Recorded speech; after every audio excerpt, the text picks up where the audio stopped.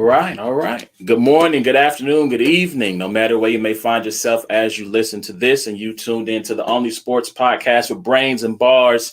You're tuned into another episode of It's a Black and White Thing. I am one half of the dynamic duo. I am Carlos Johnson. You can call me A1. You can also call me Dan. You can check out every episode of It's a Black and White Thing by going to the podcast app of your choice. Searching Brains and Bars, or you can also follow us on our YouTube page. Most episodes of the podcast are on the YouTube page by searching Brains and Bars. Please remember to rate, review, and subscribe. Tell a friend it's those boys. Again, the more you do that, the more people are then put in tune with the podcast. In his absence, shout out to my homie Haywood, who's the other half of the team. Go to IMAward.com for everything Haywood related. He's got a couple of battles that have dropped. I shouldn't say dropped, but the VODs are available. Haywood versus Ill Will from RBE's Max Out is available on VOD now. And also shout out to iBattle, shout out to Lex. His battle versus Excel is also out on the iBattle app. You can cop that battle in particular, or you can get the entire event on VOD. And as someone who was there over the weekend for that event, it was a really dope event. Every battle is good. Every battle has replay value. So with that being said, now we got those particulars out the way. I want to, as you can see by the title, we have a special guest joining us this afternoon. He is the head of Sports Talk 2319, the one of one podcast. He is Rashad Phillips, and I'm going to bring him on the screen here. Rashad, how you doing this afternoon, sir? I'm excited to be here. Thanks for having me, A1. I really do. Really appreciate it. Yes, sir. I appreciate you coming on. So we got a lot of topics we want to cover here this afternoon in our conversation. But I want to start off by starting kind of close to home, and then we'll kind of spread out and we'll get to the NCAA tournament and NBA prospects and things of that nature. So you're from Detroit, right? Played at Yes, sir. Played at Detroit Mercy. Now, one of the reasons this interview came about, I got to give a shout out to my homie Jesse Abbey. Jesse is he's a Detroit. He's an Army brat, but he was born in Detroit. He's Detroit through and through. Tigers, Lions, Pistons, all of that good stuff. Michigan, and so he pointed me your direction when we were talking about your positional dictionary, right? And the definitions and things that you come up with. So he's like, bro, check him out, reach out to him. He's real approachable. See if you can get him on the show. So I got to say, shout out to my guy, Jesse. Part of this is your doing. Shout out to Coach Wilford, who helped put this all together as well. Shout out to him. We appreciate you, sir.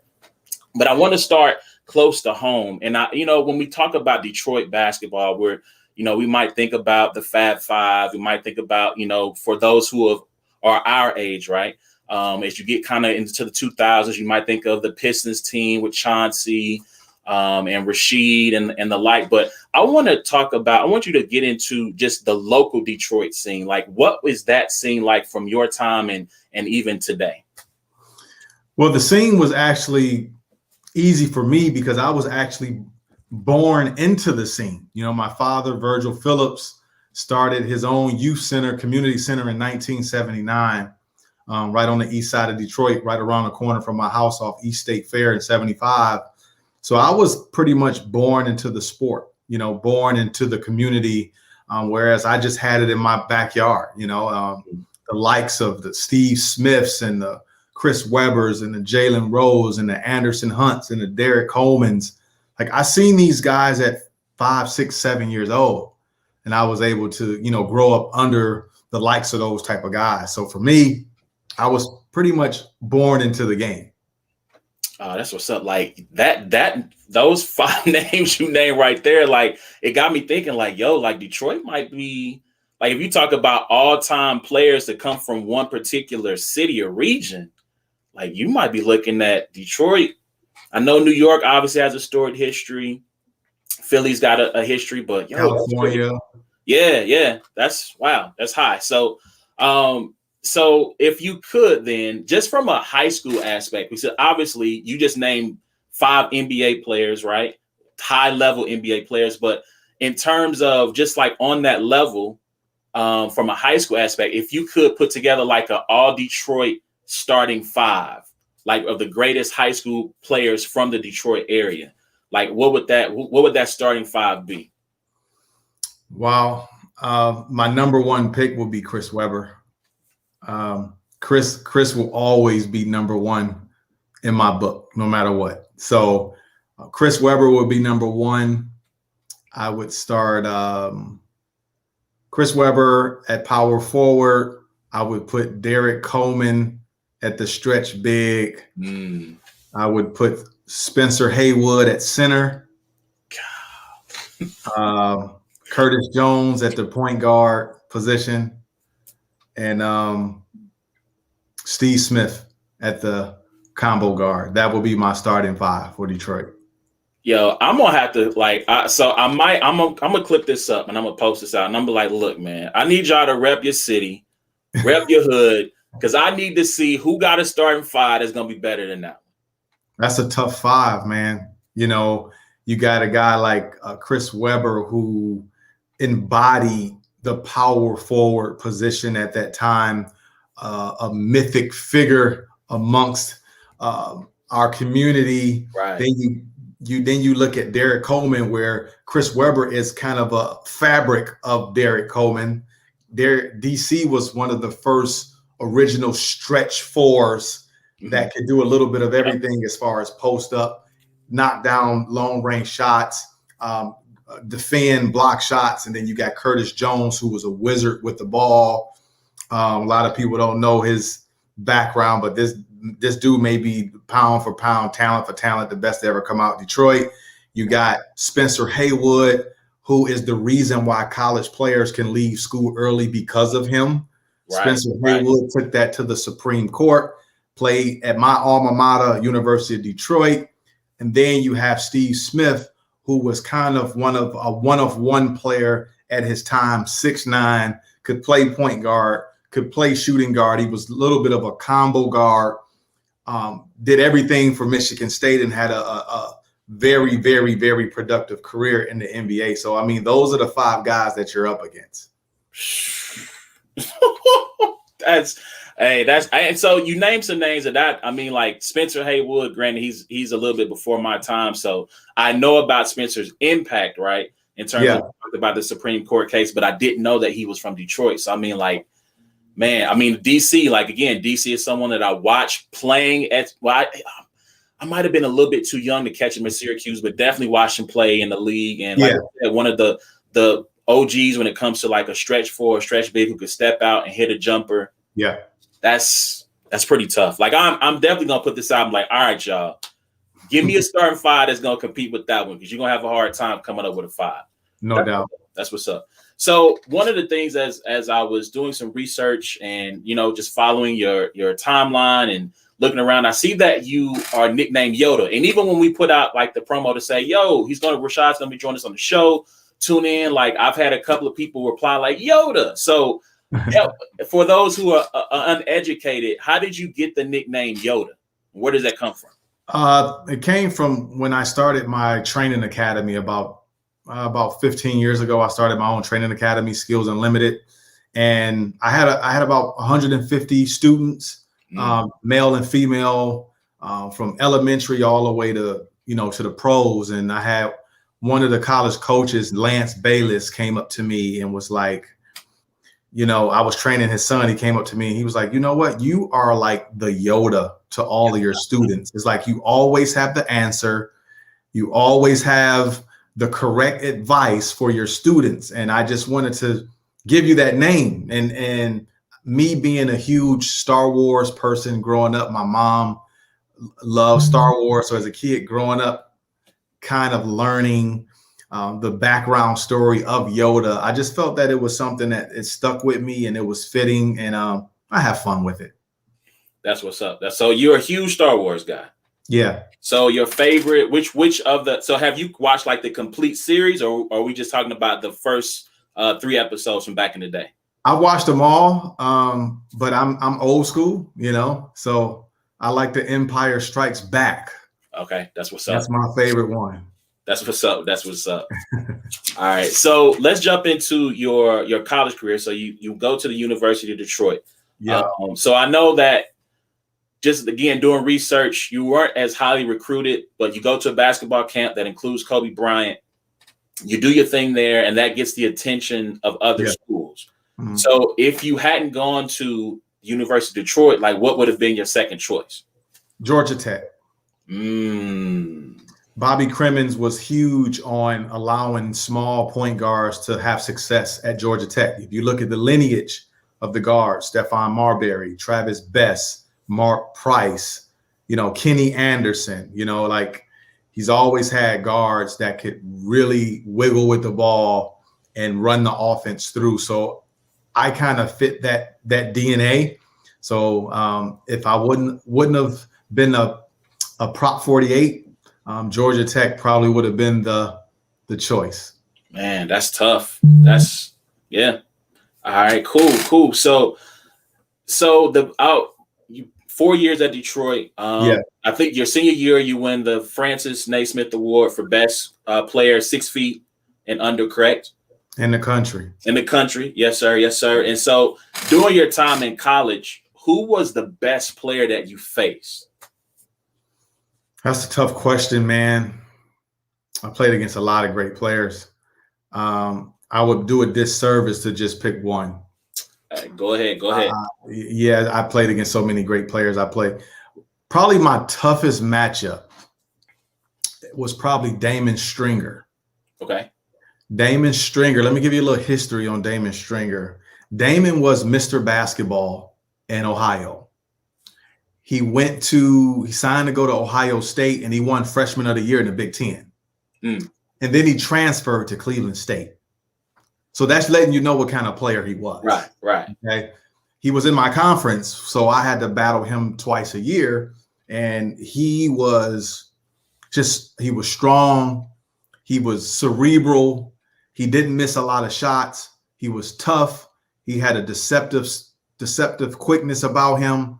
And he just knew his playbook. So he was one of the tougher matches that I've ever faced because you had to be on your P's and Q's to compete against a high-level player like that. Jamal Crawford was probably the toughest player I had to defend because of his size, and he moved quicker than I did, but he was 6'5". Right, yeah. He was tall. He could shoot. He was really wiggly with the ball. He had crazy handle, and he had a flair about him that even his missed shots looked like they were going to go in, So he was tough to defend. Baron Davis was kind of the most brutal matchup that I've ever had because he was so powerful. He was so polarizing. He was so quick and explosive off the dribble.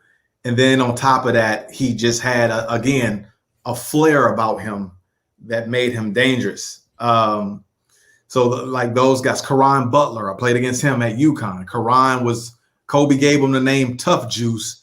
And that is probably the most fitting name of who he is because he was probably the toughest player that I played against outside of Kenyon Martin and a guy named Doc Taylor from Cleveland State. So I played against, obviously I played against Kobe Bryant in high school. So I played against so many great players. I feel bad because I know I've left some names out, but I'll be here all day telling you about the tough matchups that I've encountered. So I apologize. I want to take a step back because you mentioned playing against Kobe at, which camp was that again? It wasn't a camp. It was the Magic Round Ball Classic. Magic Round Ball. That's right. Okay. So going into that, obviously Kobe has this, all the hoopla surrounding Kobe at this time. Yeah. He's number one player in the country. So is there a chip on your shoulder knowing you going into this game? Like I gotta put on and show who I am and put people on notice that, hey, I got some game too. I was born with a chip. So I didn't have to put one on my shoulder for that game. I was already born with a chip on my shoulder. So for me, going into that game, I was going to be what I had already been doing. I was Oakland County Player of the Year. I was all state. I was the number 2 point guard in the state of Michigan. So I had a little local clout, from having a chip on my shoulder. So matching up against Kobe Bryant I really was excited for that. Like I wanted that matchup. You know, if you want to be great, then you got to play against great players. You know, and for me, I was never gonna, dodge the smoke. Like I'm a lock horns with whoever you put in front of me. And it was a great game. Not only Kobe was in that game, but Tim Thomas and Richard Hamilton and Jamal McGlure and Jason Hart and Shaheen Holloway and just so many wonderful players. So you had to bring your hard hat, or you were going to get embarrassed. Yo, you keep bringing, man, like it's bringing back a lot of great men. Like Tim Thomas was a baller, right? Villanova, right? You went to Nova? He only went there for 1 year, baby. Yeah. I'm like, okay, yeah, man. Okay. So we'll jump back into the college side of things. So, the Detroit teams had a couple of upsets in the tournament. As a 10 seed, they upset St. John's, Felipe Lopez, young Ron Artest, I believe. No upsets. No. Oh, my apologies. So they defeated St. John's, right? And then the next year, you guys defeat UCLA. Sure. Right. So I'll say this from this standpoint, right? That UCLA game, you guys are a 12 seed against a 5. Now, from the outside world, right, they're looking at that as an upset, just from that standpoint. The optics. They do that as an upset, right? And so, if for those who haven't, me myself, right, for those who haven't been in that situation where, obviously, when you're playing these tournament games with fans, when they see that a seed that is not as highly regarded as a UCLA, when they're going to pull off this win, they're jumping into it.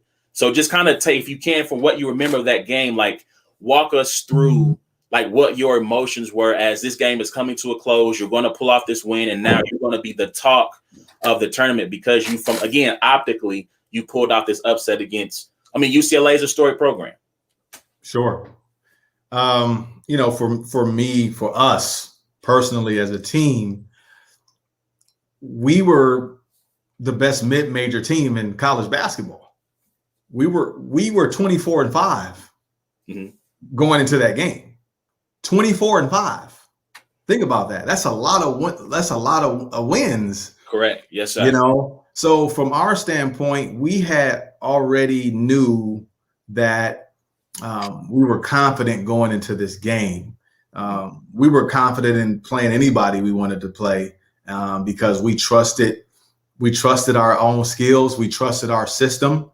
And we were just a hungry team. You had myself, you had Jermaine Jackson, you had Bakari Alexander, you had Desmond Ferguson, Daniel Y, Walter Crabb, Darius Beelan, Cliff Austin, Kareem Maine. It was a team full of savages, man. Like these, you got to think about this, man. Like I'm from the east side of Detroit. Jermaine Jackson's from the east side of Detroit. Bakari's from the southwestern side of Detroit. Like these are kids on this roster that you're not going to move them. Right. So when we got UCLA, we drew that up. We were excited. They had Baron Davis and Earl Watson, and Matt Barnes was on that team, and Rush. Like they had a team full of NBA guys, but it didn't really move us. So when we won that game, it was almost like we knew we were going to win. We never went in like, oh, this is UCLA. We're in trouble. It was never that in preparation to UCLA. It was like they not going to know what's going to hit them when we step on the floor with them. And that's what happened. And that's not trying to, that's not taking anything away from UCLA. I'm telling you what was going through the mind of us. Right. We didn't really care what the TV said and the newspapers and who was storied and all that. Like we didn't really care about all that. Like we was going to meet you in a dark alley and we were going to come out. And you have to have that mindset, right? Like you have to play high level Division I, whether we're talking about it's a blue blood, the mid majors, you have to have that mindset and the attitude that no matter who you come up against, no matter who you play against, you have to see me. You're going to have to see me. You can do all the talking. You can do all the posturing. Have the name on the front of the jersey. But at the end of the day, it's me and you. That's really what it was at the end of the day. You got to see me. So let's and if you can, like after the game, you know, your father, I saw that he started a program, right, to try to get kids off the streets, and impart into them the game of basketball and the things that it could teach, amongst other things, right? Yeah. With the Reach Academy. Yeah. So, you know, when you're looking at after you defeat UCLA, like what is that conversation like with family members and with your father of yo, like we just, like you said, we had that chip on our shoulder. We came in, they had to see us, and we did what we had to do. So what is that conversation? Yeah. My pops was kind of, you know, he had the same mentality that we had, right? So it wasn't, he just, you know, this is what we do, son. You know, this is what we do.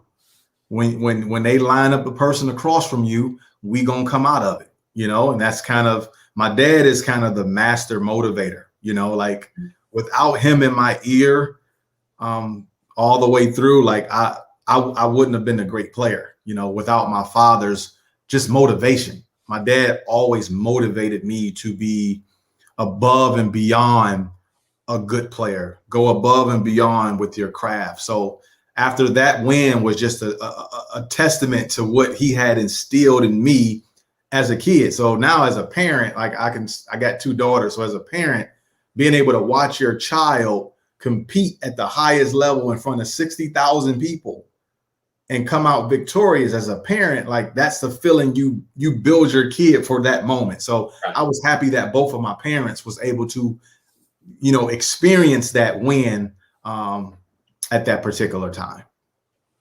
Dope. So we're here with Rashad Phillips, Sports Talk 2319's on One of One podcast on It's a Black and White Thing. And so let's jump into, I want to have you compare and contrast how the game has changed since you've played. So what it was like when you played versus what it is today.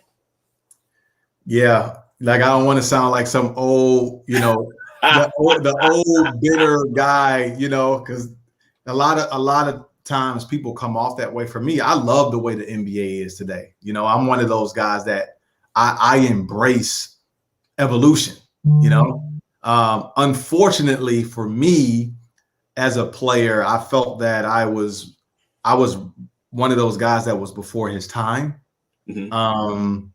When you look at the game, when I was playing, a 5'9", 5'10" hybrid guard was kind of taboo. You know, we wasn't supposed to be great scorers. We wasn't supposed to shoot from the 4th level. We wasn't supposed to have all this flair. We were supposed to dribble the ball past half court, pass it, cut through, and let the play develop. Well, for me, I wasn't that type of player. So I was kind of an outcast in my era, you know. But when you look at today's game, everything that I stood for when I played is what is embraced in today's game, which is the long range shooting, the aura, the magnetism, the dancing style, the hybrid guards, the Damian Lillards, the Trae Youngs, the Steph Currys, the Ja Morants. Like, these guys are accepted today. They're celebrated. They're drafted. But when I was playing, no, I was an outcast. Wow, man. And, you know, I think that's something that, so I'll use a guy like Russell Westbrook, right? Like, I feel like I'm a Russell Westbrook fan in part because of all the slander that he would get, you know, back, especially those early OKC days when OKC is on the rise. Why is he not playing like a traditional guard? Why is he not, you know, why is he taking shots away from Durant? He does, like, and I became a fan because I'm like, guys, like you said, the game is evolving. It's changing. And that traditional point guard is something that we're moving away from. In a sense, not to say that we still don't have guys who got a few of them. Right. You have guys who are able to have a balance, right, of being able to score, but also be able to set up the team. And granted, Russ is a triple-double machine these days, and he's still getting hate, but that's neither here nor there. But again, like we're seeing this evolution. And so, like, I'm assuming those guys that you named, the Ja Morants, the Damian Lillards, like those, if you were to put someone up on the type of player that you were, those are the names that you would use in terms of if someone wanted to be able to kind of, I guess, say, hey, Rashad, what kind of player, who is today's equivalent? those would be the names that you would choose. Yeah, my equivalent would probably be Damian Lillard would probably be the guy that plays a lot like me, with a kind of a sprinkle of Steph Curry, like, and they're both hybrid guards in my sense. So like I was that fabric, I was like that. They're 6'3", right? I'm 5'9", they're 6'3", so they're bigger, but they share the same style. So as you talk, like it's leading to want to ask some different questions. So coming up, being a smaller guard, like who were the players that you looked up to, especially if they were closer in size or stature? Isaiah Thomas is the player that I looked up to as a kid. Growing up in Detroit, watching Isaiah Thomas' career, him winning a national title in '81 with Indiana, and then coming to Detroit and pretty much changing the landscape of the city of Detroit with back-to-back championships. The Pistons was one Isaiah Thomas injury away from actually three-peating. If Isaiah doesn't turn his ankle against the Lakers in Game 6, they win and they three-peat. So Isaiah was a huge inspiration to what I was trying to become. And also Chris Jackson out of LSU. Now he's Mahmoud Abdul-Rauf, but he was a huge inspiration to me as a kid, because I patterned my game after like Isaiah Thomas and like Chris Jackson. Those were the two guys that I was trying to emulate growing up as a kid. I'm gonna tell you, I'm from Louisiana, and growing up, when you have him, Clarence Gilbert, Stanley Roberts, Shaq, like they were appointment viewing. When their games would come on, the entire family is sitting around the TV. Absolutely. To watch those Dale Brown teams. They were a lot of fun to watch. A lot of fun. Yes, they were.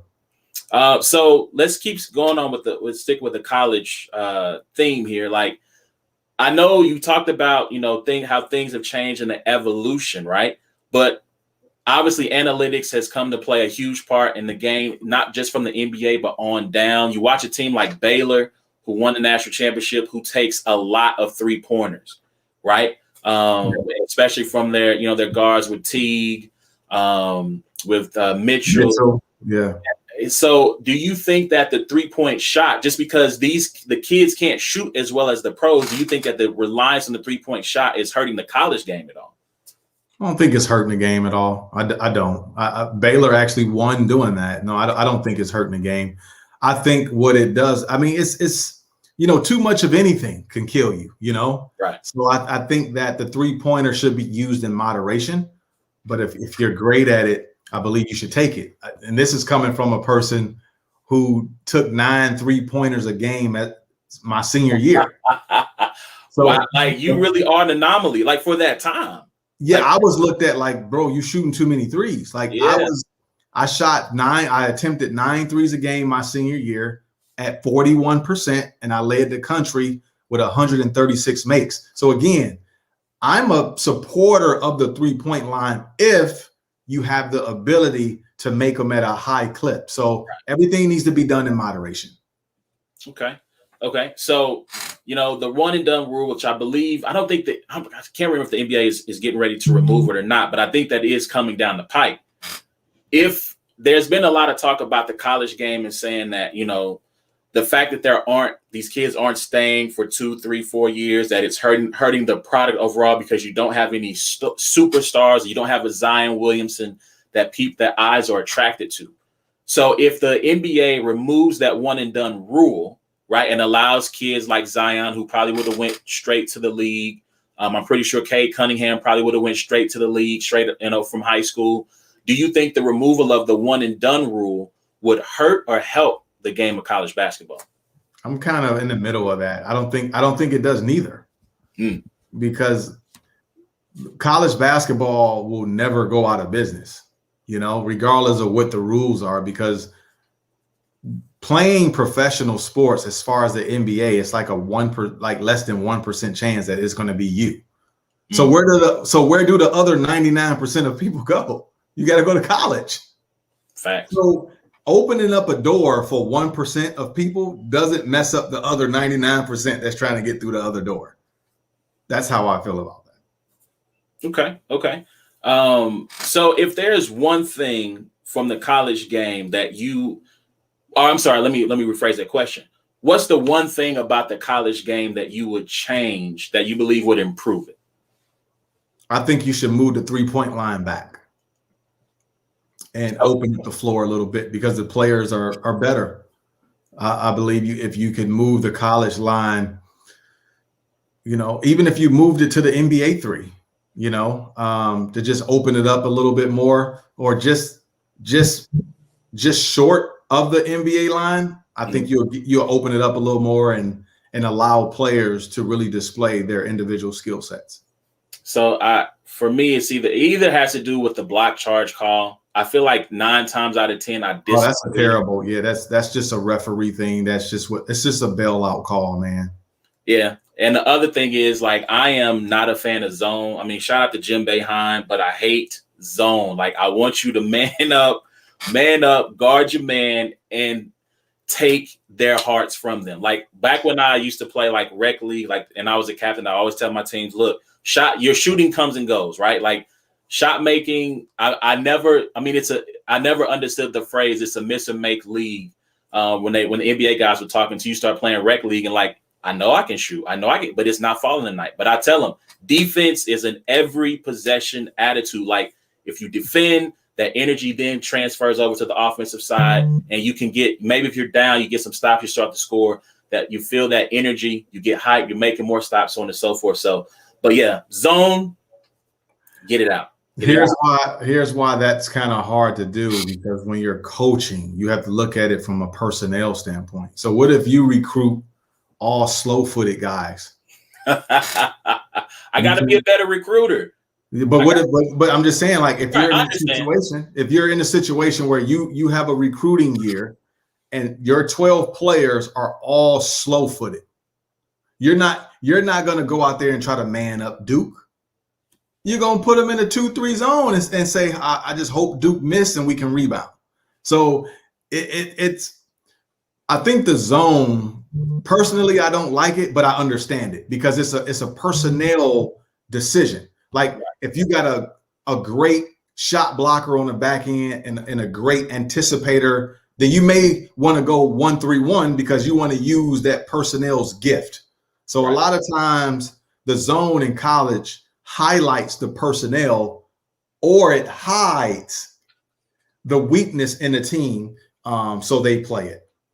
Yeah, I completely understand it. I just will always personally, I get your personal feeling. Yes, sir. Yes, sir.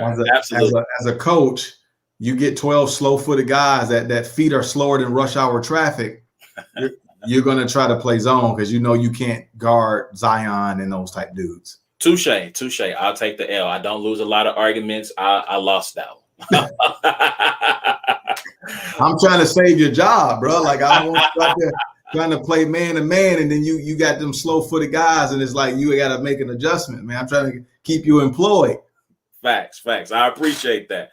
So I wanted to discuss your overseas career, because like I had a conversation with one of my homies, and I can't remember who we were talking about, but I was just like, man, like, obviously the NBA is the top league in the world. You know, the top athletes, the best of the best make it there, and it's really, you have to fight to maintain your spot unless you're one of these superstars, right? It's always a fight to maintain your spot because there's always a draft every year, free agency, someone's coming along who could take your place. And so I said, if you go overseas, like, you really love the game because you're going to a place that you're unfamiliar with, you might not speak the language, and you're playing for, obviously, for money, but you're playing for the love, for real, and the hopes that your career will lead you back to the States, right? So if you can, like, you play for, forgive me, Italy, Eroni Navarro. Navarro. Okay, at least I got close. I forgot to put it in my notes. But that first day when you step off the plane and you're in Italy, like, what's going through your mind when you step into another place to play basketball? How did I get here? Where am I at? How did I get here? Like, what do I supposed to do? Like, what is this? Why am I here? That was You know, again, I'm 23, Yeah. 24. So, you know, I was bitter about that. I didn't want to go overseas. I didn't feel like I belonged overseas. I felt like I belonged in the NBA. So it was like a punishment to me. I'm like, man, why am I here? Like, I don't want to be here. Like, I didn't work my whole life to play in Italy. Yeah. You know? And it had nothing to do with Italy. It was the fact that I felt that me personally, like I didn't do all what I did to get here. Right. You know. And so that was the thought process. It's what I felt. So, like, how were you received by like the coaching staff? Because I've heard that when an American comes to an overseas team, you know, or to an international team, like they're expecting you to be really good, really high level, right? In most cases, and so like, what was your reception when you played with Italy and some of the other places that you moved around? I mean, they treated me well in Italy. You know, my first game as a professional overseas, I broke the scoring record. So I scored 51 points my first game in Italy. You can go look it up. It's documented. I went 17 for 22 from the field, 15 from 18 from the free throw line. We won. It was an overtime thriller. I led the league in scoring before eventually I went home after like 8 games because the money started. They stopped. You know, the money was funny. But yeah, I ended up leading the league in scoring when I was there as a rookie. I had 50. I had some 46.44. I like 4 40-point games, a 50-point game, and the rest were like 20s because the coach tried to dump down my scoring average before they stopped paying me. So it got really funny. So I ended up going home. But I was received well. The fans were great because I was like a fan favorite. Look, I'm little, I'm scoring a bunch of points. So everybody's loving me, right? You know, so. Man. So what's the best story that you can tell about your time overseas? I think the relationships that I built. I think my funnest year was probably when I played in Turkey. Mm-hmm. It was a very tough league. I was first team all league with Khalil El-Amin, who was one of my favorite college point guards ever. Me and him were made first team all league. He was playing for Beşiktaş. I was playing for Takal Spor. And I just Will Solomon was over there as well. Like Dave Dixon, who has a great podcast now with Alvin Snow. I just developed a lot of friendships over there that I still have today. I just really enjoyed playing in Turkey on the court and off the court. It was probably my funnest time. Just being around the right people and really not being homesick. It was one of the few times I wasn't homesick when I played in Turkey because I just had so many friends there. That's what's up. So if you could give advice to a college player who's making that transition for the first time to playing overseas, what would you impart to them? Find your inner peace. Find your inner peace. Because again, like you said in the beginning, you're overseas now because it's to make money. And now it's because you have some type of love for the game. Because it's going to be a lot of empty gyms. It's going to be a lot of empty days. It's going to be a lot of self-reflection on why and who and what. So I would advise anybody to find your inner peace and start planning for what you're going to do next, even in the moment. That's great advice. Great advice. I want to make another transition, right? You talked about running a basketball academy and training players, but you also worked as a trainer with IMG Academy. So how did you get to that place of working with IMG Academy? Well, I was the head skills trainer at IMG Academy, just through relationships. A guy, Brian Nash, was recruiting one of my kids out of my program when he was at Duquesne. And the kid name was Spencer Littleson, who ended up leading the country in 3-pointers this season at Toledo. He ended up recruiting Spencer out of my program. Spencer signed with Duquesne and then ended up transferring out. So Brian noticed that I had a different ideology on training kids, training NBA players. I had my own training DVD, So I had everything's documented as far as me as a trainer. So I ended up moving to Florida. I was moving to Florida anyway. So it just kind of made sense to kind of do that while I was transitioning from the training world to the media space. And it was, I had a good time there. Cool. So I heard you talk about your training ideology. Like what was that ideology, or what is that ideology? Well, it's a lot. It's a lot. I'll try to condense it for you. But for me, I see the game through a different lens, obviously. And I try to inject into my kids how to navigate the game of basketball physically and mentally. I'm not a cone guy. I'm more of a imagination type of trainer. I like my kids to visualize the game. I like them to put themselves in great scenarios. I like them to put themselves in bad scenarios, and we try to work our way out of it. So that's kind of the way that I've been able to train kids over the years, and it's shown to be very effective. Okay. So I guess that leads me to you creating the positional, metric or dictionary, right? So, like, what was your inspiration for creating this? Me. Yeah. Dope. That's what's up. Yeah, I mean, I'm just being honest, because when I was coming out of college, I think I was mislabeled. Like, they didn't know what I was. Mm-hmm.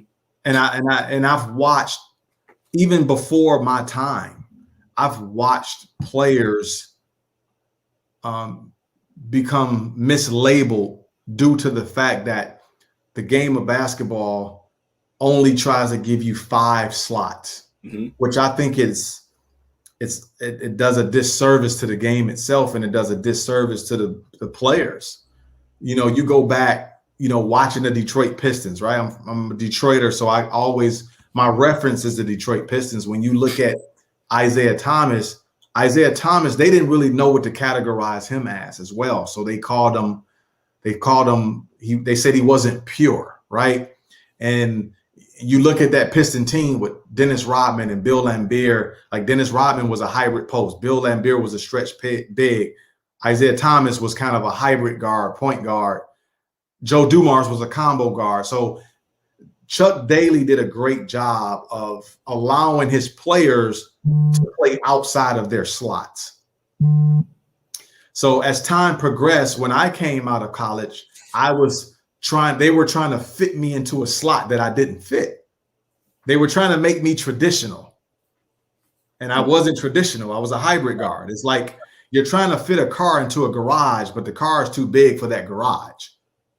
It's not the car's fault. The garage just doesn't hold it, right? So as time goes on, you look at a guy like Draymond Green, who was mislabeled. They called him a power forward. Like, he wasn't a power forward. He was a hybrid post. So I just saw a lot of players really have a disservice done to their careers to a certain extent, because the powers that be would slot them in only 5 slots. There's like 40 different styles of basketball player. There's no way you can fit 40 styles into 5 slots. Right. True. So I heard you mentioned Draymond as being a hybrid post. Like, who would be in today's game? Who would fit the slot of a hybrid guard? Russell Westbrook's a hybrid guard. Steph Curry's a hybrid guard. Damian Lillard's a hybrid guard. Gilbert Arenas was a hybrid guard. Jamal Murray was a hybrid. Like, those guys are hybrid guards. Okay. So is there anyone who fits kind of that traditional guard mode? Yeah, Lonzo Ball is a traditional guard. Rajon Rondo is a traditional guard. Like, John Stockton was a traditional guard. Mark Jackson was a traditional guard. Jason Kidd. Like, there's fabric to all of these terms. Like, these terms, players fit these terms years ago. It was just that the powers that be and the gatekeepers didn't want to change the language. It was like, we're just going to stick with these 5 slots. But when you look at a Dennis Rodman was not a power forward, and he wasn't a small forward. He was a hybrid post. Right. That's what he was. Kevin Garnett, hybrid post. Hakeem Olajuwon, hybrid post. Ben Wallace, hybrid post. So like these terms that I've brought to light have already collected data over the years. Like this is nothing new here. It's just being brought to light from my platform. Okay. So how can your guide be helpful in building a team in today's game of basketball? Easy. It's plug and play.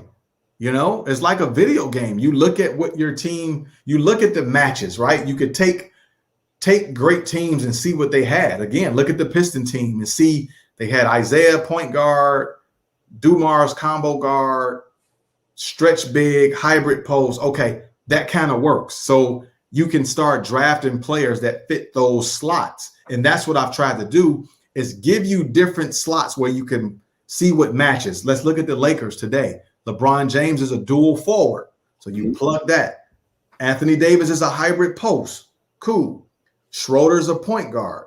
Cool. So you're learning what works depending on the position. So as a GM or as a recruiter, even recruiting kids out of high school, you're able to put your team, you're able to customize your team even better, because now you have these slots where you can plug and play these kids or players. Okay. So is there a place where someone wanted to learn more about your positional definitions? Where could they go to learn more? You can go to my website, sportstalk2319.com, and you can click on my position dictionary, and I have an episode kind of breaking it down, which each term actually means. Okay. That's what's up. So we're here with Rashad Phillips from Sports Talk 2319, talking, we've talked Detroit basketball. We talked about his career. Obviously, we just got into his positional definitions. So let's talk a little bit about the NBA draft and the NCAA tournament that just concluded. Who, in your estimation, who was the player who has helped his draft stock through the tournament going into this year's draft? Easily Davion Mitchell from Baylor. I believe that this kid was on the fringe of maybe a first or second round pick, but as each game progressed, he started to really elevate himself as a dominant player. So I think he did himself the most service throughout the March Madness. And watching Baylor, now granted, I'm in the Midwest, so I'm in Big 12 country. And I watched Baylor play, and I think for me, I caught them at the wrong time. I caught them right off the COVID pause. So they played KU. That might have been their first or second game back. KU blows them out, and I'm going, typical Scott Drew. Like, their teams perform, but when it really matters, they don't win the big matchups, right? And so when they play Gonzaga, I was just so shocked at just Gonzaga. I watched a ton of Gonzaga games, and I just saw them running teams out the gym. Even like a team like Iowa, it's not like just the West Coast Conference, because the knock on them is that Gonzaga, well, they're playing bums, quote unquote, right, in the West Coast Conference. So, of course, they fatten their record up against teams that can't compete. But I watched them play against Big Ten teams, against everybody. Yeah, their non-conference schedule was huge. Like, they play teams in their non-conference, and they win. Right. And so, like, I just was shocked at just how much more physical Baylor was, how much more athletic. I mean, it felt like there were 5, 6, or 7 guys on the court, because everywhere, even when Gonzaga tried to rotate and move the ball around, they were there every time. And, Davion Mitchell, Jared Butler, shout out to those guys and the job that they did. I want to ask you about Johnny Juzang, because,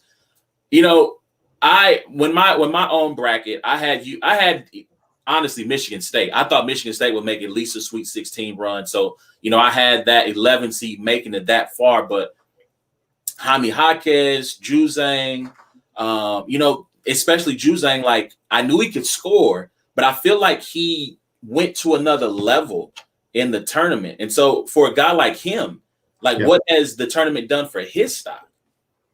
I think it's done wonders. This kid can really play. This is a kid that actually went to Kentucky, coming out of high school. So that alone should tell you that this kid must be the real deal. Now, when you watched him play, obviously you're watching a 6'6.5" shooting guard that does a terrific job of creating space, of getting his own shot. But not only him getting his own shot, he's able to make tough shots as well. And if you want to play at the NBA level, you're going to have to really establish yourself as a tough shot maker. And that's what Johnny Juzang accomplished throughout March Madness. Anytime they needed a bucket, he was available to make shots going right, going left. I really like this kid. I believe he's an NBA scorer. And if I was an NBA team, I would definitely draft him because he possesses a lot of the skill set that you need to have a long career at the highest level. Okay, so I want to talk about Cade Cunningham briefly. I got an opportunity to go and watch him play again. I kept catching people coming off of COVID or injury issues. So I watched I think it was a double overtime game against Texas in Stillwater. What do you think he's the number one overall pick, and who would you compare his game to? I do think he's the number one pick. He's a dual forward that does a terrific job of accepting the responsibility of not only making himself better, but enhancing his surroundings. So from that standpoint, he reminds me a lot of Grant Hill. He's not as athletic as Grant Hill, not as quick as Grant Hill, but like his aura, the way he carries himself. I just believe that this is a kid that improves your franchise from day one because he just has a special attraction about him. So that's why I really like Cade Cunningham. So I'm going to throw this comparison out here, and I feel free to rebuke me if you go, man, you way off base on here. When I watched him play, especially live, I got some Paul Pierce vibes, and this is what I say from Paul Pierce. Pierce, decent athlete. I didn't think he was an incredible athlete, but a good athlete, right? Mm-hmm. And I feel like Paul could get to his spot. And I feel like with Cade knows how to, at least at this stage, he knows how to get to his spots to get to his shot. I feel like he likes that mid-range. He'll hit you with some crossovers, get you going one way, and then pull up. So do you think, am I way off base with that comparison?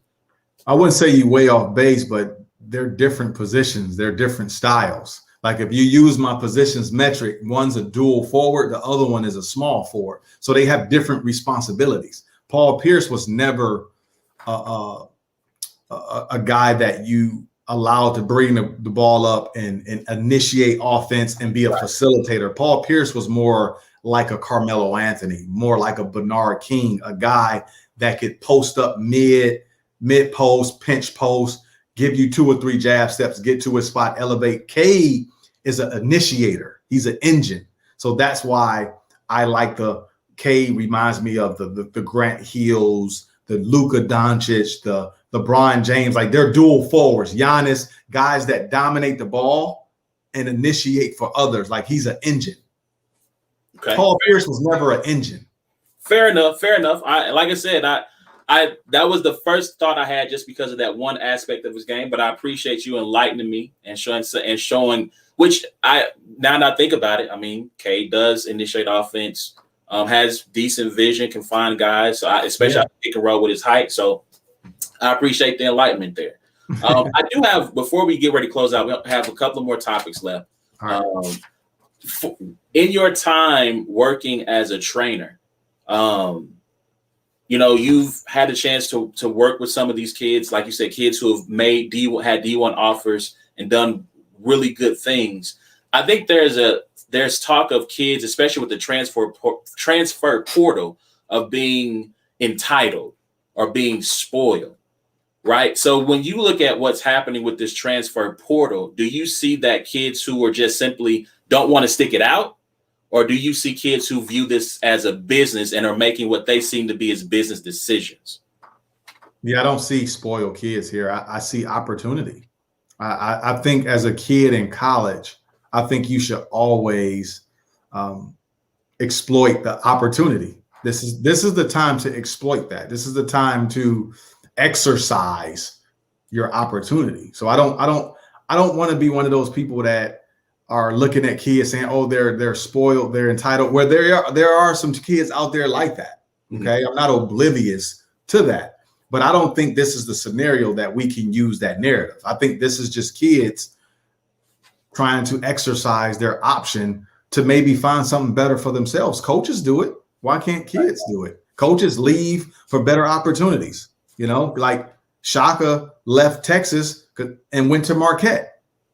He exercised his opportunity. So why can't a kid leave Texas and go to Marquette? You know, like I just think that we got to keep the goalposts right in the middle for everybody. True. And that's where I am with it. You know, I think sometimes kids, when they decide to make a move, they look at it as if, well, you don't want to stick it out. You know, I had to ride the bench. I had to wait my turn. It's just like, there's a million schools out here. Why wouldn't I go someplace else? And you don't necessarily have to have a Kentucky across your chest or, Right. or UCLA or Carolina. You can go to Oklahoma State. You can go to Texas. You can go to Marquette or Gonzaga now and find success and have just as many eyes on you. So I agree wholeheartedly. So we're closing out here with Rashad Phillips. And I want to give you the opportunity you have the Sports Talk banner, 2319 banner behind you. And so I just want to give you a chance to talk about Sports Talk 2319 and the people that work there. So the floor is yours, sir. I just want you to talk about your platform. Yeah. Sports Talk 2319 is, it's, obviously the 2319 is how many points I scored in college, 2,319 points. But it's really deeper than that. It's really a numerical representation of overcoming obstacles. And everyone here at Sports Talk 2319 has some type of story of them overcoming obstacles. I'm kind of attracted to people that are willing to create their own lane, to take the untraditional route to get to their answers. And when you look at guys and gals that are part of Sports Talk 2319, that's where we're all kind of similar. You know, you have Justina, who is my head of evaluation. She's tremendous. She has her own brand. Dominique Wilford is he's kind of like everybody's manager, and you got Max Van Auken, who I believe will be the next up and coming star. He's the next Colin Cowherd, in my opinion. He's terrific. I got Cameron Patterson, who's an evaluator who works alongside with me through this draft process. I got my guy, Evan, I got my graphic designers, I got my people who write stories. It's just like, I got so many, I can't name all of them, but like we're all one conglomerate. And I like to surround myself with people like myself that are looking to do things their own way and still get the result. And that's what Sports Talk 2319 is about. So is it sportstalk2319.com? Yes, it is. All right. So you guys heard it. If you want to go and support, check out sportstalk2319.com and support the people there. Where can, other than that, is there any other place that we can find you, sir? Yeah, you can find me on Twitter, RP3Natural. You can find me on Instagram, Rashad Phillips 2319. All right, cool. So Rashad, Mr. Phillips, I do appreciate you coming on and being with us today. It has been a great experience, and hopefully we can have you again to talk more about college game, pro game, and the like. So I appreciate you. Thank you for having me, A1. Talk soon. Yes, sir. For those of you, thank you who have tuned in live. Thank you for listening. We appreciate it. Once again, you can find every episode of It's a Black and White Thing by going to the podcast app of your choice, searching for It's a Black and White Thing there. Same thing for YouTube. Search Brains and Bars. Same for our Instagram, Twitter, and Facebook as well. We appreciate you. In A Ward's absence, go to IamAward.com for everything A Ward related, merch, battles, and music. And until next time, it's been a Black and White Thing. We thank you all for listening and watching, and we'll see you around in a couple of days. Peace.